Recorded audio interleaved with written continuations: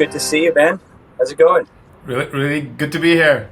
All right, everybody. I've got Muneeb Ali, the founder of Stacks, with us. We're going to get into all things Stacks here on Money Talks. So Muneeb, before we really get into a deep dive on what Stacks is, what's your foray into Bitcoin? How did you get into this crazy crypto world? Yeah, so I think so. I'm an engineer. I was doing my PhD in computer science at Princeton, and this is 2013. I was about to finish my PhD, and that's where I discovered Bitcoin, right? And it was I was sort of like went down a rabbit hole, started building, trying to build on Bitcoin, like the Bitcoin layer one. And also sort of like ended up taking a break from my PhD. There was a pause for like 4 years. I and Bitcoin just like took over my life. Yeah, yeah. It tends to do that, right? There's kind of like no one toe in the water if you're a computer scientist. So interesting. And how did you have the idea for Stacks, and what was the background on how you got there? Yeah, so I think that's sort of like the early tinkering me and my co-founder were doing on Bitcoin. So we were uh, basically trying to build different types of use cases or applications on top of Bitcoin, like directly on the Bitcoin blockchain. And Bitcoin has a very limited sort of a script. It's a very limited type of a programming environment. And we noticed some of the scalability limitations of Bitcoin. That if you want to do like millions of transactions or really have a large user base, you pretty quickly start hitting these scalability limitations of Bitcoin. And we sort of like witnessed it firsthand. The system that we built is like domain names on Bitcoin. It's called BNS, Bitcoin Name System. It's still in use. And at some point, we were doing like 60% of Bitcoin network traffic, and people were yelling at us, right? Like this is not what Bitcoin is meant to do. We can barely do payments on Bitcoin, Yep. and that's where sort of like the idea for building layer twos started. So I finished my PhD in 2017, and late 2017 we raised capital for Stacks, which is a layer two for Bitcoin. Okay. Very interesting.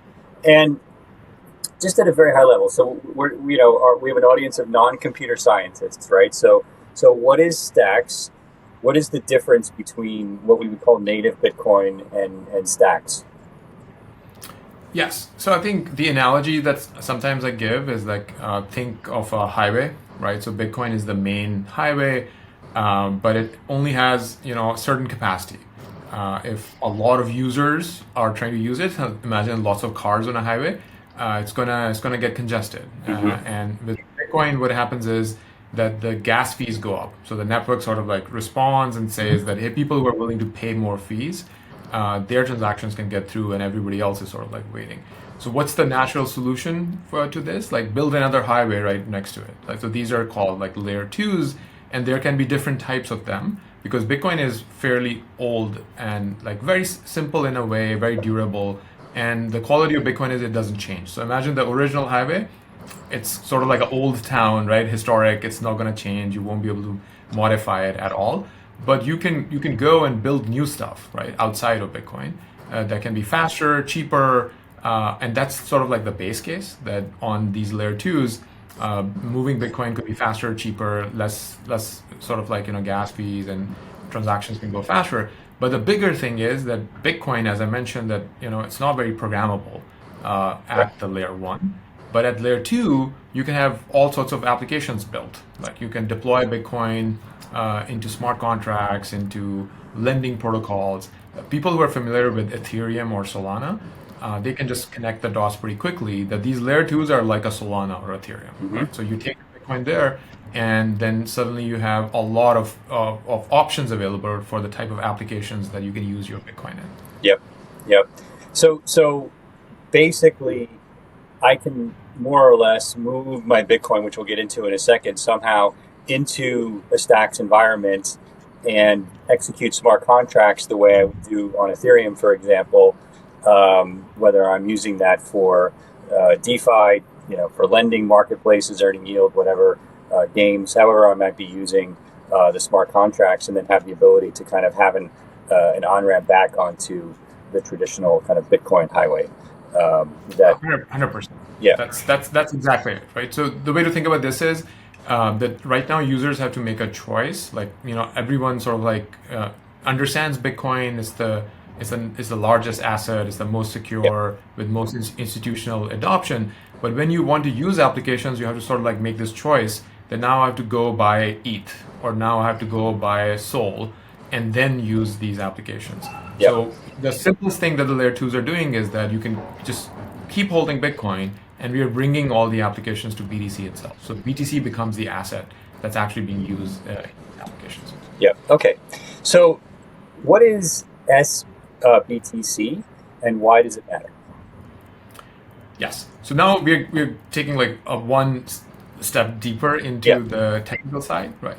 So let's say you have your Bitcoin, and I'll give an analogy of like when you move your Bitcoin from, let's say, your cold storage wallet, like your hardware wallet, you have it at home or wherever, and you move it to Coinbase.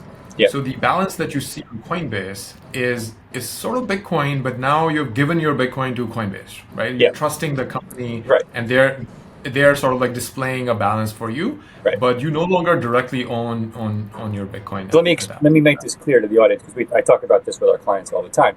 When you're looking at a balance on an exchange, it's a row to database, and they've painted that number on the screen. It's not a Bitcoin wallet that you control, right? And so that's what you're looking at when you're giving your Bitcoin to somebody else. Yes. Right? So now imagine Stacks is a layer two, and you're now transferring your Bitcoin from the main network into the layer two. Yep. So the way it works is that you actually lock your BTC on the Bitcoin chain. Yep. It is very different from sending your Bitcoin to somebody else, right? Like on the on the Coinbase example, you've given up ownership of your Bitcoin, and now it's with the company, and you completely trust the company. Yep. Over here, you're sort of like locking your Bitcoin, and on the layer two, there is a asset that appears in your wallet called sBTC. Think of that as layer two BTC, and that's still in your control in the wallet, right? So it's basically like this sort of like transformation is happening through the Stacks software. Mm-hmm. That Bitcoin gets locked on the layer one, and on layer two, because layer two can see that you have locked your Bitcoin, it actually mints you an asset on the layer two that is like one-to-one backed by Bitcoin, but it's also in your custody. Got it. So So that's some of our clients are going to be familiar with this idea of wrapped Bitcoin in the Ethereum world, now in the Solana world, which basically means that you're taking your Bitcoin, you're storing it at like a trust bank, right? Which we would manage for them, and then they would get wrapped Bitcoin, which is an Ethereum token. And what you're saying here is instead of moving the Bitcoin to a third-party custodian, you're basically keeping it on chain, right? But it gets locked, so you can't do something else with it. And in exchange for that, you get the equivalent in sBTC. yes. I think that's the mental framework. And then the next question that we get and everybody would ask is, what are the trust assumptions?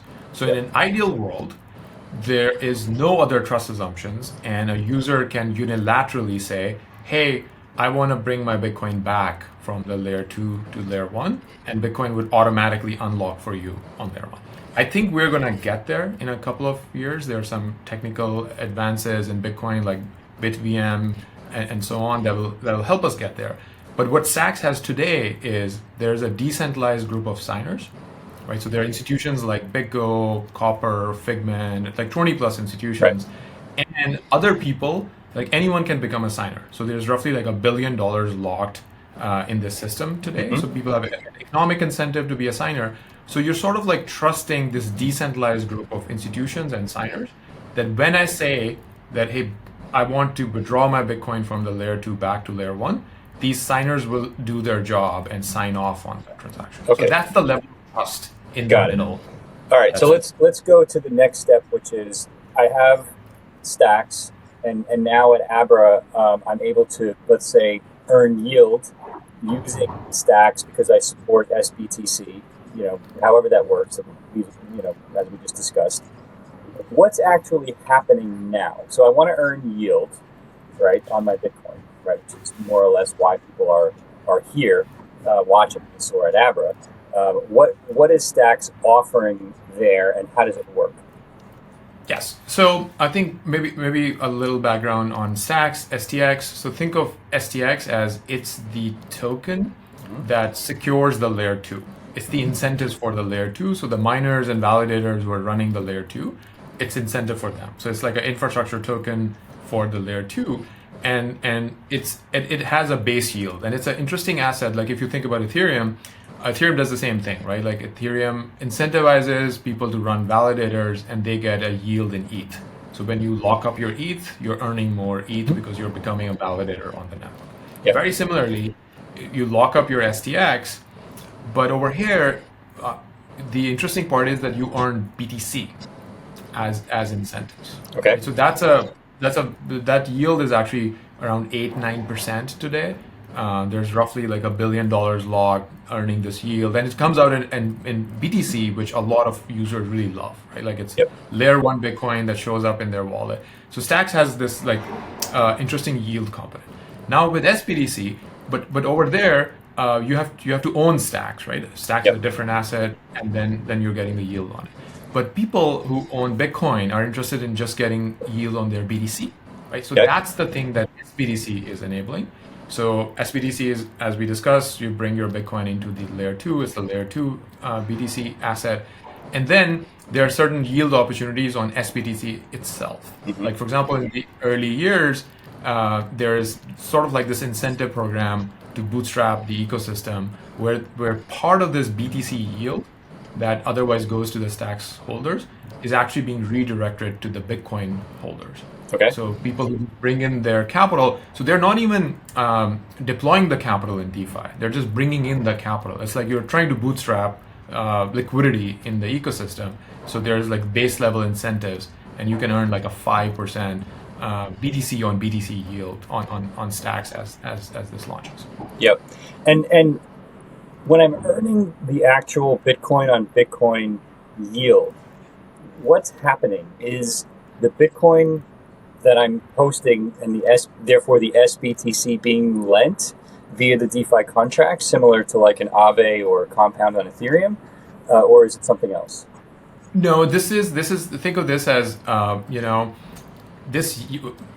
people should always ask the question like, where's the yield coming Right. from? Right. So where this yield is coming from is it's the STX holders who are doing the work, who are locking capital, and they're doing the work to validate. And this yield would typically 100% of this yield would actually go to them. But as an early incentive to bootstrap Bitcoin liquidity, a small percent of that yield has been redirected to just attract more Bitcoin capital. So the STX holders are fine with it, the people who are sort of like redirecting that yield, because they understand that if a lot of Bitcoin capital comes in, that makes the ecosystem more valuable and it kickstarts a Bitcoin economy there. So there is, in a way, that yield has been redirected as a free incentive for people to bring in Bitcoin capital. So when you bring it in, you're actually not deploying it anywhere. It's like sort of like just test out the process of how to take from L1 to L2, and the Bitcoin is still in your wallet, and you have to do like a simple step of registering and telling people that, look, I brought in my capital here, telling a smart contract really. But you're not deploying your capital, right? So you're not taking any additional risk on top, but you can, because there is, Aave like protocols on Stacks, or Stacks also connects to other larger ecosystems like Solana and others as well. So there's a base level yield, and then you can participate in DeFi on top of it. Okay, so let me break that down, because there's really three components to what I'm understanding here. The first is the staking of STX or Stacks, which is the native token of Stacks. And you're saying there's somehow a bridge between the Bitcoin world, which I liken to the Matrix, because when you're in the Bitcoin world, Bitcoin has no knowledge of the real world, right? And you guys have a hard line somehow into the Matrix via Stacks that allows the stakers of Stacks to generate native in-kind Bitcoin as the staking reward, right? Yes. What is the physical connection? Like, what is physically happening that allows me to earn Bitcoin? Because normally what I would hear with other protocols is that what I'm earning is more Stacks. And what you're saying, no, that's not happening. I'm actually earning more more Bitcoin, which leads to like 100 more questions for me. But let's just deal with the very Yeah, yeah. No, basic it's a question. very, very important question, right? Right. So I love the matrix example. So think Yeah. of this as Bitcoin has no knowledge of stacks. Right. Bitcoin doesn't Which makes understand sense. Yeah. that there's this layer two running or what that Right. is doing. But the layer two understands Bitcoin, right? It's actually very tightly built, very tightly coupled with Bitcoin. It completely understands Bitcoin transactions and what's going on Mm-hmm. on Bitcoin. Right. So the way our system works is that just like Ethereum, Ethereum has some sort of inflation, which is the incentive for ETH validators to come in and run the infrastructure and process the transactions on Ethereum. Same thing with Stacks. It has an inflation curve, and new STX is coming out as incentives for these miners and validators to kind of like run the infrastructure and process the transactions and package blocks and so on. But the way Stacks works is this is where it becomes more interesting, is that the miners are actually operating on the Bitcoin L1. So they're sending Bitcoin transactions as a bidding process. So they're bidding. They're saying that, hey, let's say there are 20 miners, they're all bidding to compete that who gets to mine the next Stacks block. And the way the bids work is that they're bidding with BTC capital, right? So someone says, let's say I'm bidding, I don't know, 20,000 USD dollars worth of BTC. Someone else says I'm bidding 21,000, and there's a probabilistic chance based on how you're bidding that one of the miners actually wins the next block. So that's where the Bitcoin is coming from this almost like a auction process happening with Bitcoin L1. And then when I'm earning the in-kind yield on sBTC, right? Basically, that is a portion of the yield that you just described, which is reallocated to this. Yes. Okay. So effectively, those people are subsidizing or funding the ability for native sBTC holders in order to create an ecosystem of sBTC so that everybody's incentives are aligned. Is that a good way to think about it? Yeah, exactly. Yeah. Okay. So now today, what is that kind of just if I'm just holding sBTC and I don't do anything else, more or less, what am I earning today?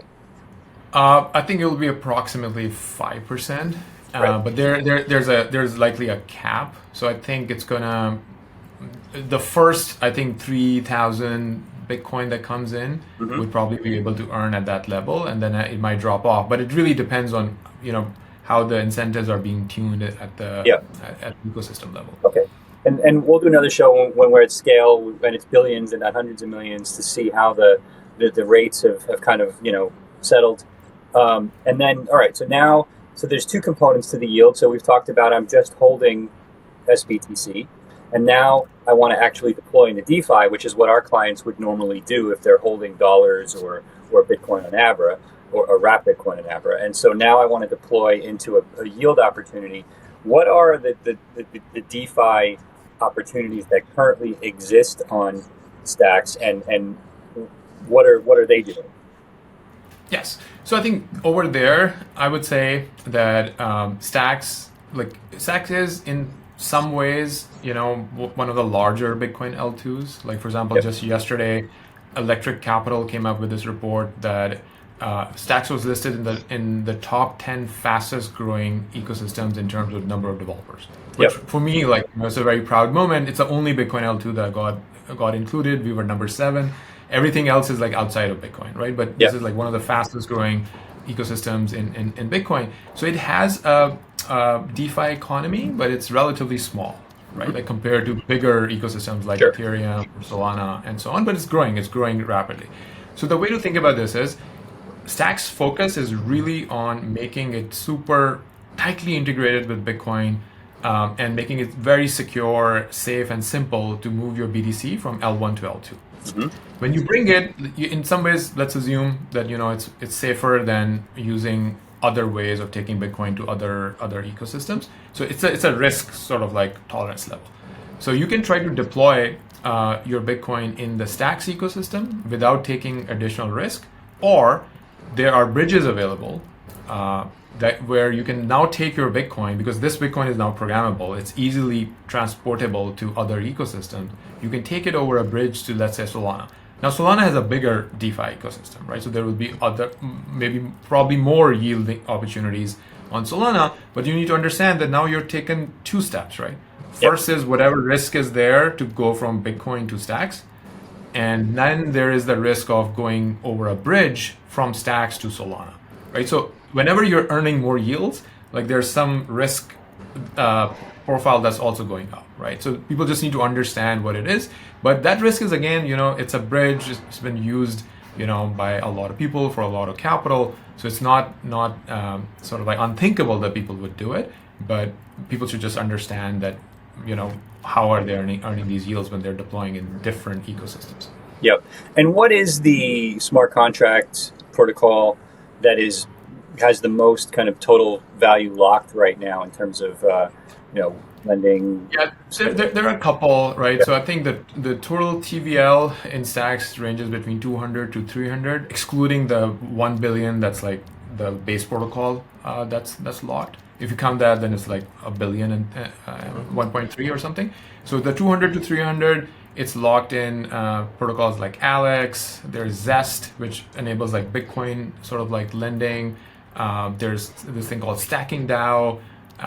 There is Arcadico. So we can basically look at like the top 4 or 5 by TVL DeFi applications that are running, and you can think of that as like, hey, what are they doing?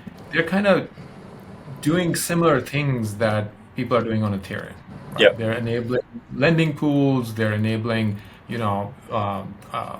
sort of like basic DeFi primitives that you would expect in an ecosystem. But over here, really these developers, what their hope is, especially with the launch of sBTC and other stable coins coming to the ecosystem, that we will just kickstart a native Bitcoin economy, Right. like a DeFi, like Bitcoin DeFi economy, very close to Bitcoin, and people wouldn't have to go to other ecosystems. Yeah. So right now it sounds like the goal is, okay, get the flywheel going. We have the ability to quickly take Bitcoin, lock it, to put it into this hard line into the Stacks ecosystem, which I can then quickly deploy into these yield generating opportunities. A la, Aave Compound, you just described the 4 or 5 that are probably have the most contribution to the TVL in Stacks DeFi, and the goal obviously is to help support that ecosystem of developers to get their TVL locked, because that's going to be people's incentive to move their Bitcoin over in the first place, because the 5% will probably settle at a lower number, and then on top you'll get your maybe 4, 5, 6, 7%. Via these lending marketplaces, right, which should be relatively safe at scale because they're over collateralized on the other side, right, which is historically how these lending marketplaces work. So, I guess I'm curious from your perspective, and for our clients, where do you see Stacks in 3, 4, 5 years, and does it get tighter with Bitcoin? Does it kind of become, does Core look at Stacks and say, okay, we need to integrate some of this into Bitcoin, or is it always going to be its own thing?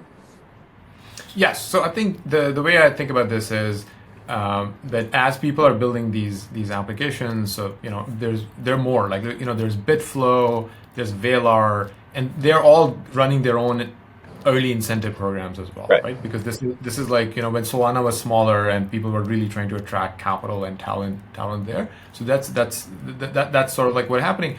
And then there are projects like there's one project called Granite that is very simple stablecoin loans, right? So you just lock your Bitcoin and you're able to take like stablecoin loans. And where I see sort of like Stacks 2 to 3 years from now, there are two things. One, I would hope that the sort of like local DeFi economy is a lot bigger.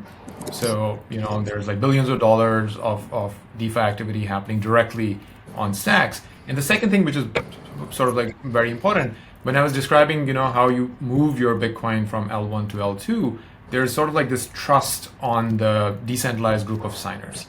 Like in a way, the decentralized group of signers do control how your Bitcoin comes back to you, right?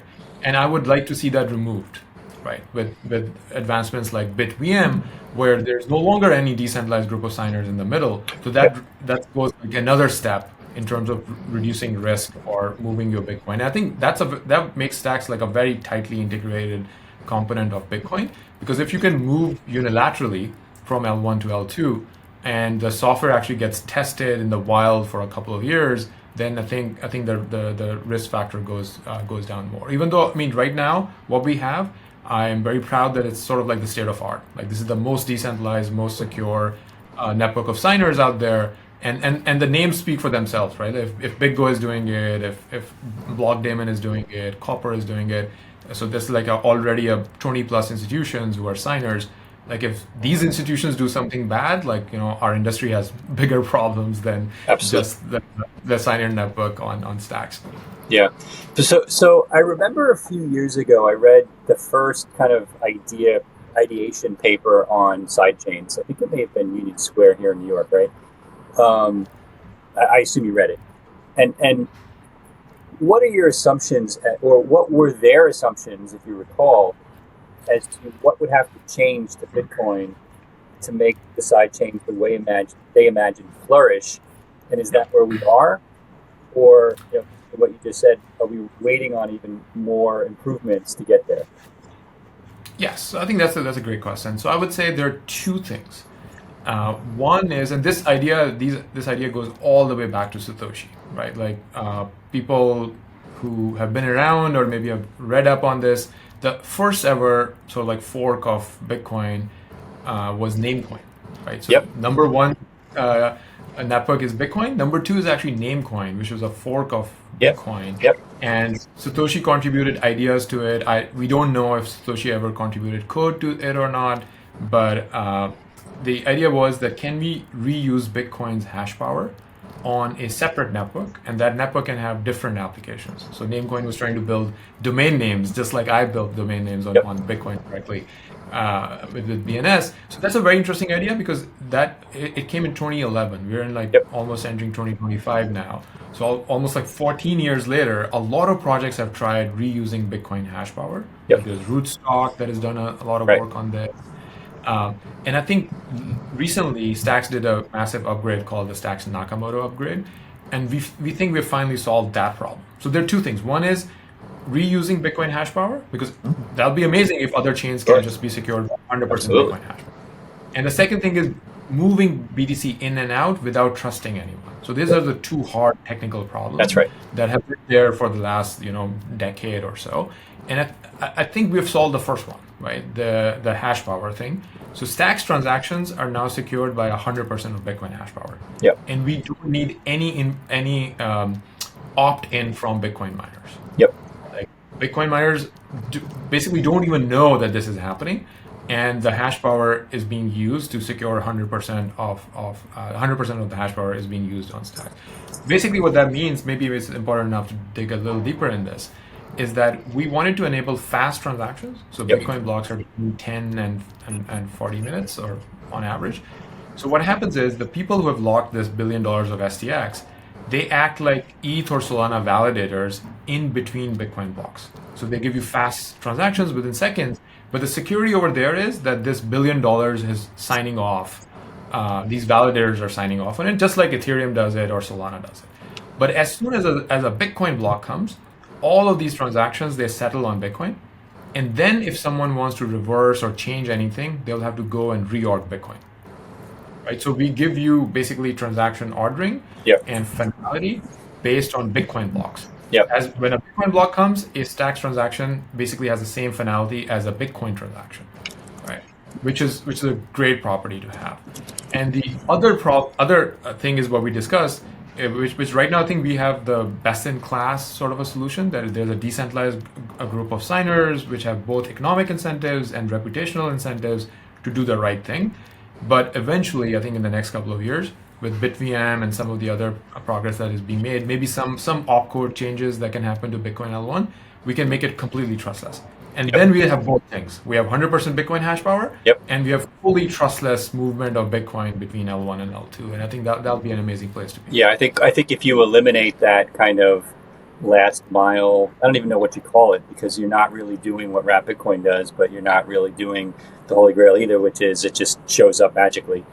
you have this kind of signing step. If you can eliminate that from the user's perspective, you're just going to have a flood of Bitcoin coming in, because why would I store it anywhere else if I can earn a safe, literally earning a safe X% on my Bitcoin at that point with basically no work, right? So, it's going to be awesome, I think. And you guys are light years ahead of anyone else I've seen that gets this. One, you have to understand what you're talking about, first of all, in order to even have the vision. And two, with the Nakamoto upgrade, and I think, where Bitcoin itself is headed and the vision you're painting, I think you're well ahead of anyone else trying to go that last mile. And if you've been paying attention to our audience as to what's been happening with the wrap Bitcoin stuff on other chains lately, you know what a challenge this is. And so I definitely applaud the effort. So so it's beyond just the dealing with the kind of sBTC bridging in the future. I mean, I just to kind of sum it up, like,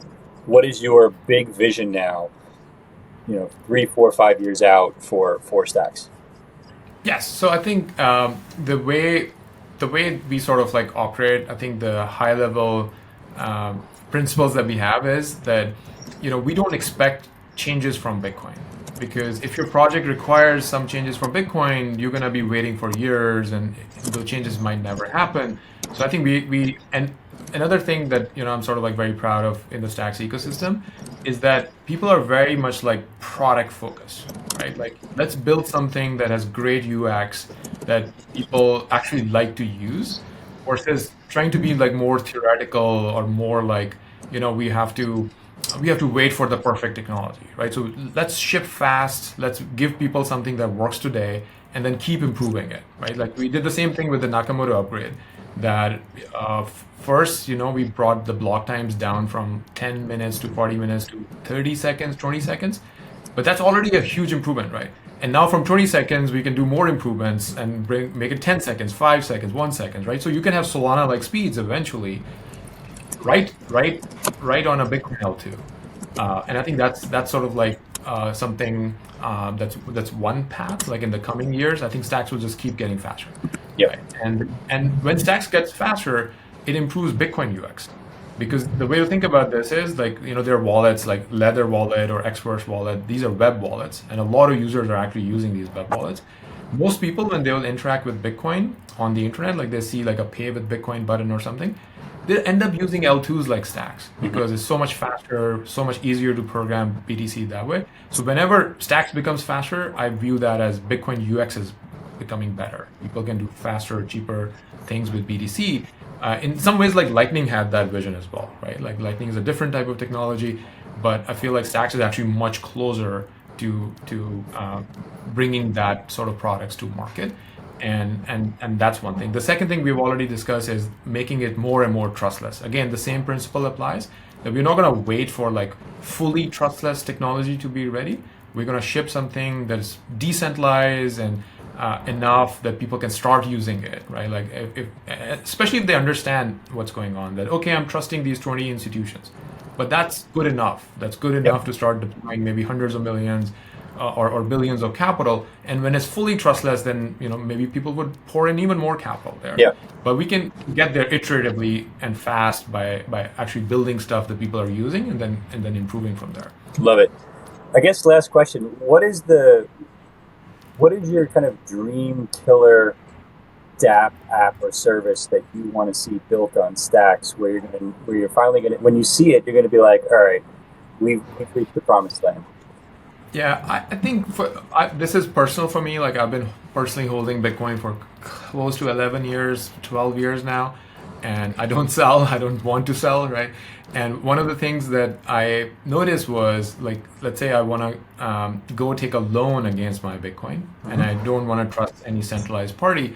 You can try to do that by wrapped Bitcoin on Ethereum, but because there's BitGo in the middle, they might issue you a 1099 because there's a custodian in the middle. So just the act of moving my Bitcoin would trigger like tax consequences for me, right? And that might seem like a small thing to people, but for Bitcoiners, that's actually, especially if you were holding for like a decade, you don't want to get a tax hit just because you wanted to do something with your Bitcoin and you went to a wrapped asset. So I think one of the things we are very proud of is the way this decentralized way of moving your BTC is designed, there's no custodian in the middle. Yep. Right. So there's no one to issue a 1099 is actually considered just you're going from one rails to another rails. And now you can deploy your Bitcoin to do simple things like take a stablecoin loan. Like especially, once native stablecoins come, like the larger ones, to Stacks directly, that's a pretty, in my view, safe way of getting a loan against 5% of your holdings, and I can collateralize it. I can put 2x the amount of BTC, right, to safeguard myself against any Bitcoin price fluctuations.